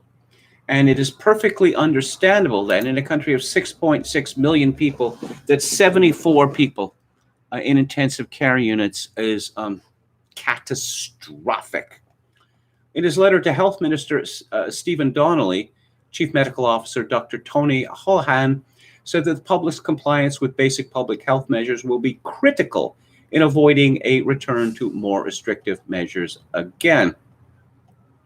So I thought that I would look at the numbers for the jab, for vaccination, the mRNA therapy in Ireland.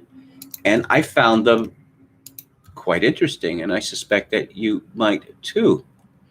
So how many people in Ireland have been vaccinated? How many have been double vaccinated? Well, as of October 18th, which was 2 days ago, the percentage of the eligible population which is fully vaccinated is 88.2%. 100%. This is people above the age of 12. And the graph, it starts at 0 in February, and then I'll trace it. It goes like that. Incredibly steep growth. So one would think with this incredible steep growth of the number of people, not just singly jabbed, but double jabbed, that the number of cases in Ireland would be falling swiftly. But they are rising rapidly. Now, what does that suggest to you? And I'll have to leave you with just that suggestion because you have to follow the science, okay? It may seem to be the opposite of everything that your reason points toward, but just forget your reason, okay? Just listen to the science. But there's conflicting views. You say, no, we have the fact checkers. You know, we have Reuters and USA Today, and we have Snopes, and they are what determine the science. And that is a good thing, all right? Now, reading this story from Ireland, and there are similar situations elsewhere in the world, I had a fearful thought. And the thought was this. That is, the number of vaccinations gets ever closer to 100%, and the number of cases continue to increase, number of hospitalizations continue to increase, that experts would be calling for vaccination, double jab, 2 doses of the mRNA technology would be made mandatory, and that refuseniks would be kidnapped from their homes and placed in concentration camps. Well, 1 hour ago from MSN, from Zukiswa Piccoli, a mandatory vaccination policy is intended to protect everyone. It is not punitive, says Professor Akimanthri Moodley, director of the Center for Medical Ethics and Law at Stellenbosch University. That would be in South Africa.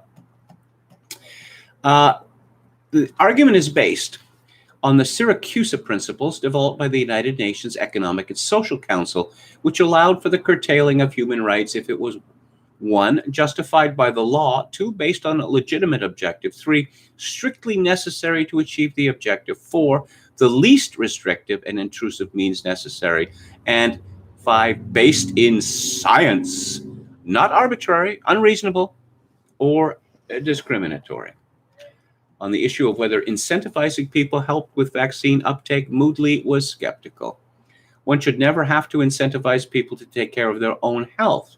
She said evidence had shown that where incentives were used, uptake only improved by a negligible 3.5%. So apparently the science is telling us that incentives don't work, but mandatory vaccination, presumably, strapping people to a gurney, and shoving something in their mouth so their screams can't be heard again, like Rock Hudson in the final scenes of Seconds, that's neither arbitrary, unreasonable, or discriminatory. So perhaps that's what we have to look forward to. And as always, that is a good thing. I happened to just glance over a piece from the Los Angeles Times by Rob Tannenbaum about Duran Duran. I'm very fond of their music in the 1980s, and I think it holds up. And apart from what Rob Tannenbaum says, I quite like their covers album, which came out in the 1990s. But everyone's talking about COVID-19. It seems to be one of the few topics of conversation in the world. I know that people complain that I talk about it too much, but what else is there? You notice how the argument over the 2020 election and the COVID controversy have essentially become one story, that everything that rises must converge, as Teilhard de Chardin said. And we are certainly seeing that today. But what do Simon Le Bon and John Taylor have to say about COVID-19? They have both had COVID, they say, And we were vaccinated as well, right at the very beginning. Are you back to feeling healthy? Simon says, I recovered very quickly. Taylor says, long COVID is quite a paranoid notion, isn't it? Every time something doesn't quite feel right, this little bubble goes, is it long COVID? Simon says, oh, I don't feel like going to work today. And then both of them blurted out, long COVID. So count them as skeptical. There's still some brave people left in the world. This is from Julian Mark at the Washington Post. Popular California burger chain In-N-Out is refusing to comply with San Francisco's mandate that restaurants check vaccine cards before allowing customers to dine indoors, a move that resulted in a temporary shutdown of the city's only location. We refuse to become the vaccination police for any government, Arnie Wensinger, the company's chief legal and business officer, said in a statement.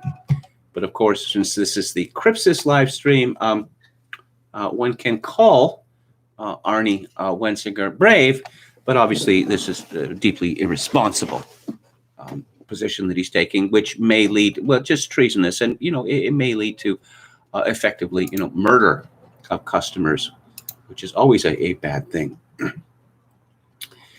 And there is a piece, a long essay, I guess, essay at William Briggs's blog by John Edibo called Science, Non-Science, and Propaganda, guest post. I believe in science, trust the science, follow the science.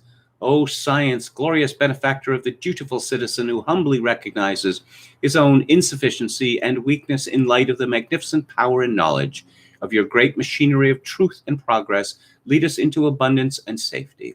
Let the decrees of your enlightened experts and the intercession of your benevolent managers banish from our trustful and contrite hearts any conceited presumption of our own competence and rational sovereignty. Discipline us, that we may more fully submit to your ever-evolving omniscience.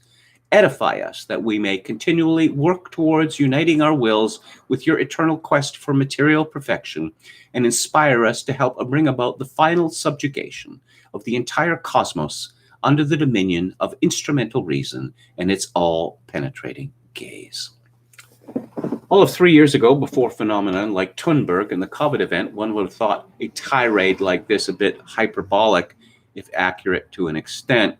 That's not really the case anymore. In today's media climate, science is increasingly characterized in terms of myth and legend, if not a pseudo-religious morality play. To be sure, science has played a significant role in Western ideology since the Renaissance, and has arguably functioned as a cohesive myth with redemptive or eschatological trappings in the wake of religion's retreat during the 20th century, long since pressed into service for imperial expansion and domestic legitimacy. And he talks about the great success of the Great Exhibition of 1851, which was held in London during the dawn of the Victorian era, at the very height of the British Empire, which fused together science with capital, industry, and colonialism in a hitherto unprecedented manner. Everything, the riches of the world, the riches of Britain and the riches of the rest of the world, the riches of science were on display. A fully functioning telefax machine capable of transmitting actual images across the wire. Matthew Brady, decorated for his daguerreotypes invented a few years earlier, the first mechanical voting machine. There were more than 13,000 exhibits. Charles Darwin, Karl Marx, Michael Faraday, and Samuel Colt were all in attendance at some point, and the Queen herself made over 60 appearances at this real-life steampunk festival. 6 million paying visitors. I suppose that could be seen as a high point of science in world history, actually. But our author says, political and institutional power is rendered inviolable in being consecrated by science. This relationship is then constantly renewed through mass society's mediatic leveraging of the core myths of modernity, something which COVID has kicked into high gear. The thing is, all of this has very little to do with actual science or even with the original ideals of Enlightenment rationalism.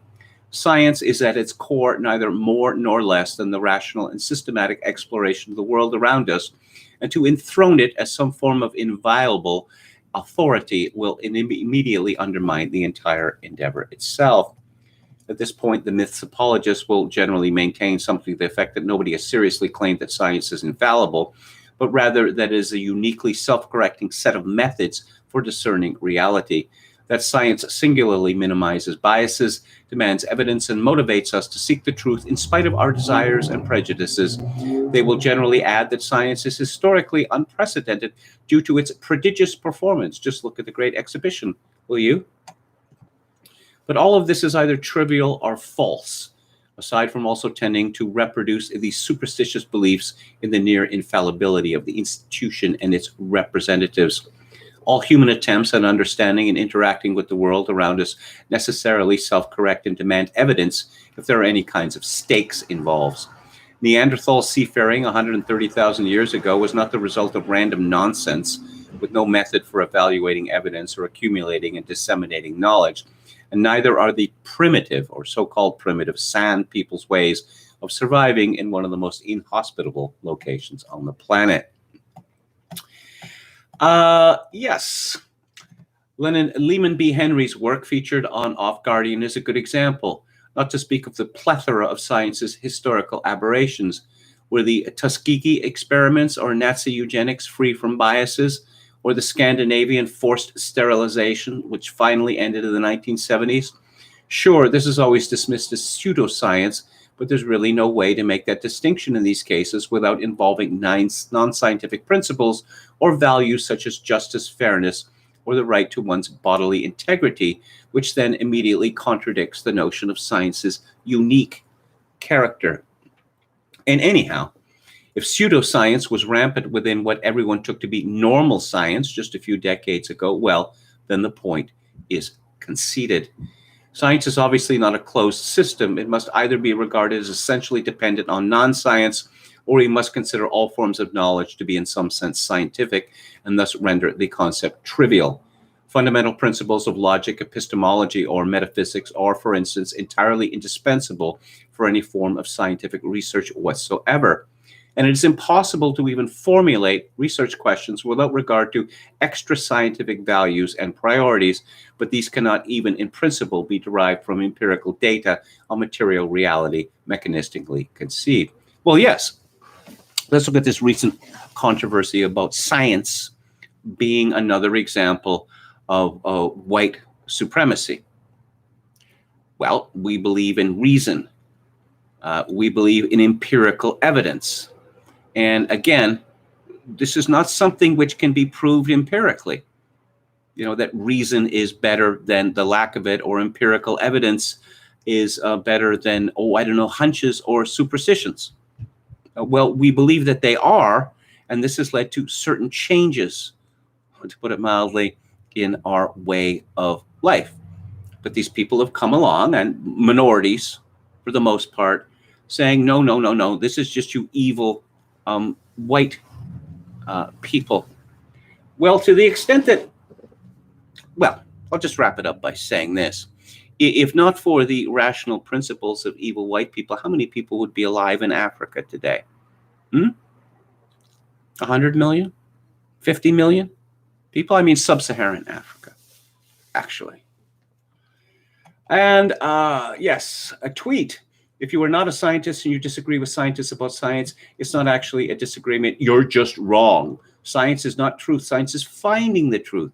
When science changes its opinion, it didn't lie to you. It learned more.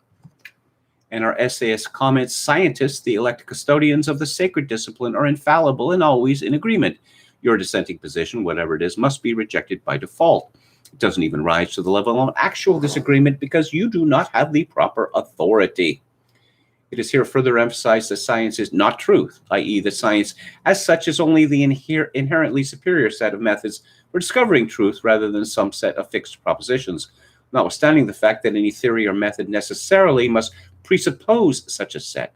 This focus on the excellence of the method instead of any particular information enables the last and quite disquieting statement. Even if it actually changes its position, science was never wrong. It just evolved according to its perfect method, extrapolating new conclusions as additional data became available. You just had an unwarranted opinion that by definition was unreasonable since it diverged from the then current scientific consensus. In other words, the truth is whatever science tells you, and there are no fixed norms apart from its authority, since it is better than anything else, is capable of bringing us into contact with reality. Whatever the party holds to be the truth is truth. This is a very long essay, and I just scratched the surface of it. But again, this is by Johann Edebo, Eddebo, and you can find it at William Briggs's excellent blog at wmbriggs.com. Oh, yes, science. Science says all sorts of strange things, all sorts of controversial things. And this is pretty controversial. I'm just passing it along. I'm in no position to judge whether it's true or not, although I have my suspicions. And this is from Science Direct.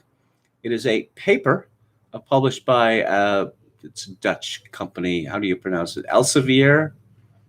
And it is by Peter K. Jonassen and Severi Luoto. The Dark Side of the Rainbow. Homosexuals and bisexuals have higher dark triad traits than heterosexuals. And I will read the abstract in full.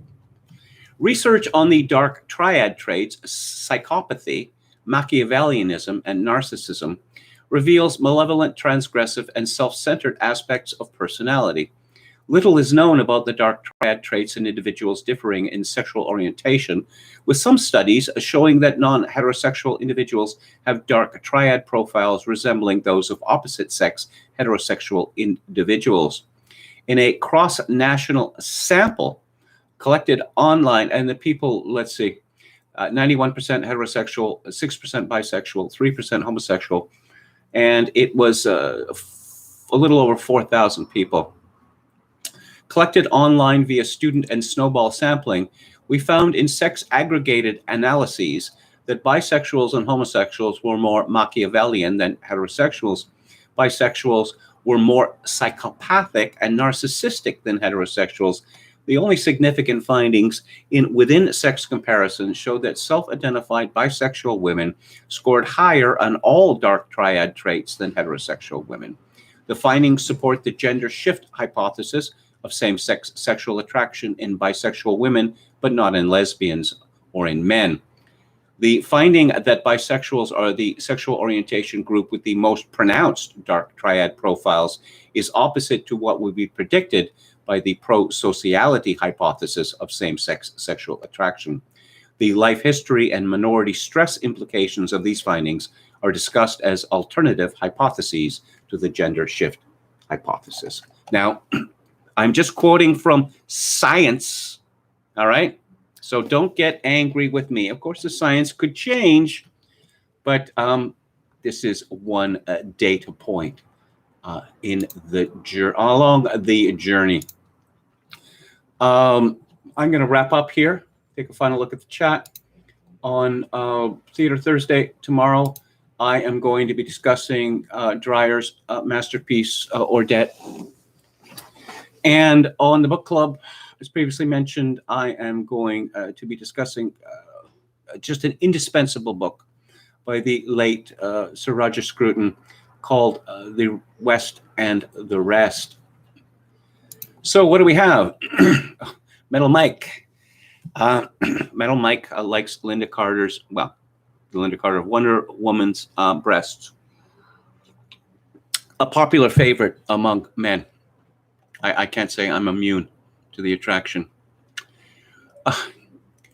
Metal Mike again says Sting was right when he's saying you can say I've lost my faith in science and progress. Brandon Smith says science says if you disagree with me, you disagree with science. Emerald, a strong 8.5, where Jacqueline Smith rates a hard 9 and you know who an easy 9.5. Okay. We're talking about Charlie's Angel. Oh. Chicken Caesar salad, fresh pita, Sicilian red wine. That's red sulfur. Okay. Kevin finally took down the movie from this list, The Power of Picasso. Yes, I was going to talk about Let Me In, and apparently I had already reviewed it. I did a search on Twitter. It didn't come up, and I just decided I'll take your word for it, okay? So a horror movie, and the week after Thursday, or 8 days from today, I'm going to be discussing a very famous horror movie from France, which is called Eyes Without a Face, which is by Georges Franju, and it came out in 1960, and it co-stars the exquisite Alida Valli, who I suppose most of you have seen in The Third Man. I don't know. She would be in the list of top 10 most beautiful women in cinema history, top 5. I could perhaps make that list even narrower. Hannity, you won't believe what the left is doing now, says Don Willis. Yawn. Yes, they have been this way since 1980.